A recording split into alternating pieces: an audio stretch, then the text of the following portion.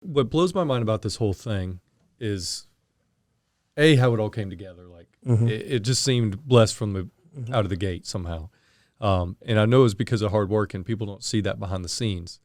But from an outside perspective, to see this go from non-existent to full rosters, games, and everything seemingly in a very short amount of time seems like borderline miraculous. But when you see the difference, when you see the outcomes, to me that really explains why.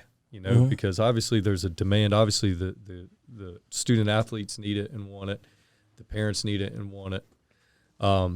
We kind of touched on it earlier that the two of you don't take pay from this. I mean, this is a passion. This is what you do. But you're not the only two people there coaching every day. Did you find it difficult to go find other coaches to put the time into this and to have the same level of passion that the two of you do? I mean, it's a struggle at times, because we've went through a few coaches as well. Now we've had coaches come in and they've gotten jobs at high schools. They use this as a platform to, better themselves as well.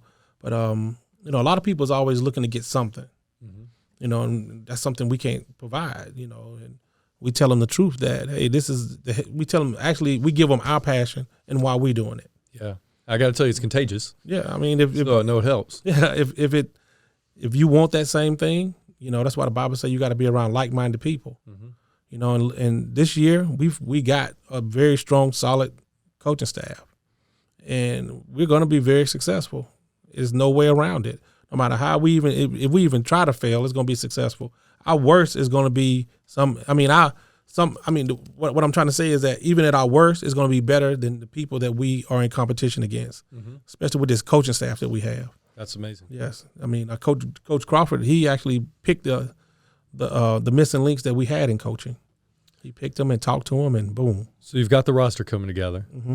We have now you've been the head coach, but now you're saying Derrick's going to take over more day to day because you've been running the program of the team and operations. You're the head coach of the team itself. So we have some change there. So that's literally what you just told me, and you said that he just learned that, right? Yeah, he just learned. How do you feel about that? I'll be ready. This is my second year coming into being the head coach because before I was the defensive coordinator. So it's some things too I learned. You learn as you go. No matter how long you've been playing or coaching, you're always gonna learn something new. So we want to be better and better every year. We want to continue to get better. So you're gonna have some bumps in the roads, and you got to take what you've done wrong or say, hey, we got to make this better, make this more organized and stuff like that. So you're gonna have that, especially the way we're doing it. It's coming from nothing. So I'm excited, and I think this year as a head coach, I have notes that I write down and stuff like, what can I do better?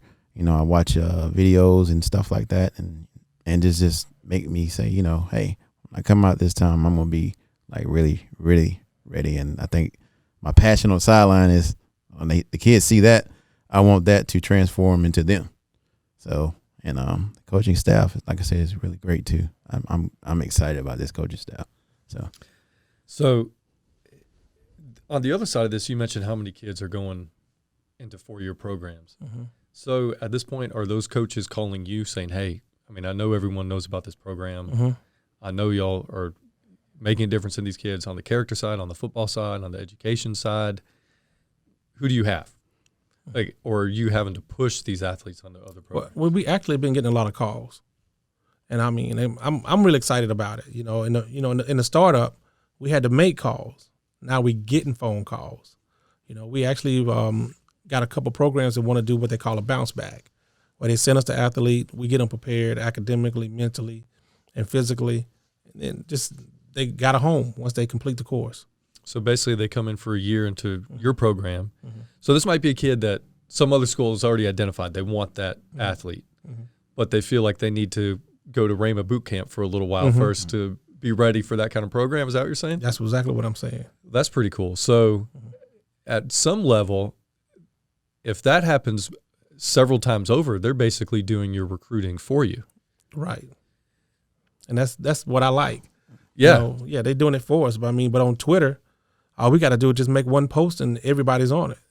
A lot of recruiting companies are talking about us. We actually were able to help an individual start his recruiting company just through us. And he'll be there on September the 12th. Speaking of recruiting, so you weren't able to play a season this fall, but you have a big workout coming up in a couple weeks. Who is that for? It's originally for the 2019, 2020, and 21 kids. But there has been some kids that's 2022, 2023 that wants to come, even a few middle schoolers. We're just like, hey, if they want to come get to work, because a lot of the high schools in North Carolina, they're not playing this year. So we end up putting it out maybe about a month ago. And right now we're at like 109 responses, individual signups. So, but we're only going to take about 80, 80 kids. We don't want to put too many out there. So we have a lot, and we have a few guys that's committed to us that's going to be there as well. And so we're going to have some 4-year college coaches out there. So this is a chance for them to get exposed and, see what it does from there. So you're going to bring in other coaches from 4-year programs, and these high school kids, graduating kids, have the opportunity to work out in front of them and display their talent. Correct. So how does someone register for this? Well, we did a flyer. Lawrence is Coach Bruton is our flyer guy. He's good with that graphic stuff. I'm terrible. He's the flyer guy, so I actually my wife helped me create a Google form to sign up and stuff like that. So I asked for their height, weight, school, how did you hear about the program, and things of that nature, email, phone number. And once they sign up, it comes to me, and privately I can just see every time somebody signs up and register. Does it actually cost these kids anything? No, it's free. So that's, I think, the big difference here, because you're not charging these kids to come get this opportunity. A lot of programs might charge hundreds of dollars for an opportunity like this. How are you going to – you said you're going to narrow it down to about 80. What are you using to narrow it down?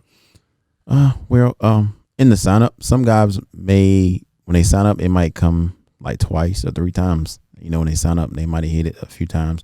So I just kind of narrow that down, and that's how we get the numbers there. Because it said 109, so it's really maybe like 80-something kids. So do they go to your website to register? Yes. So the form's right there. Oh, he's got it pulled up.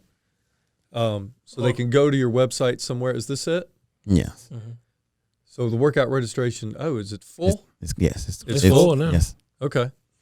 Wow. So you're going to have 80 kids come that would otherwise have to spend a lot of money, or the parents would have to come up with a lot of money for an opportunity like this. Yeah, you're looking at an average of $125 just to come to a workout. That's what it normally is? Yeah. And there's no colleges there, and there's no way to stream. They don't even get it streamed out.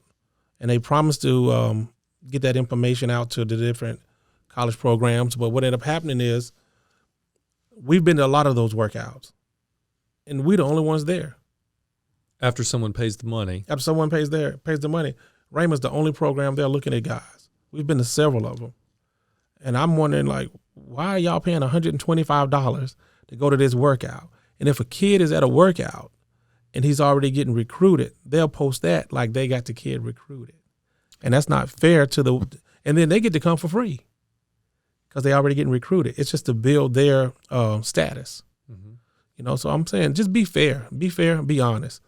We're going to have our coaches there. We're going to have some college coaches there.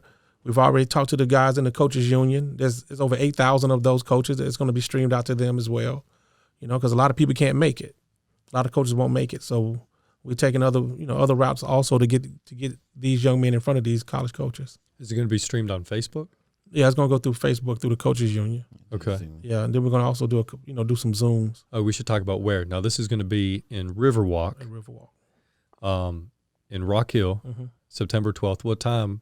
You got the times. 10 a.m. But of course, me and Coach Rawls and a few other coaches will be there a few hours early, setting up, getting stuff ready and stuff like that. So, have the paperwork for the guys who already registered. So when they come, they sign their name, and sign whatever they need to sign and get their shirts and stuff like that. So we can just get them out there and get them going. So Coach Bruton can run them. I've seen it, man. Yeah.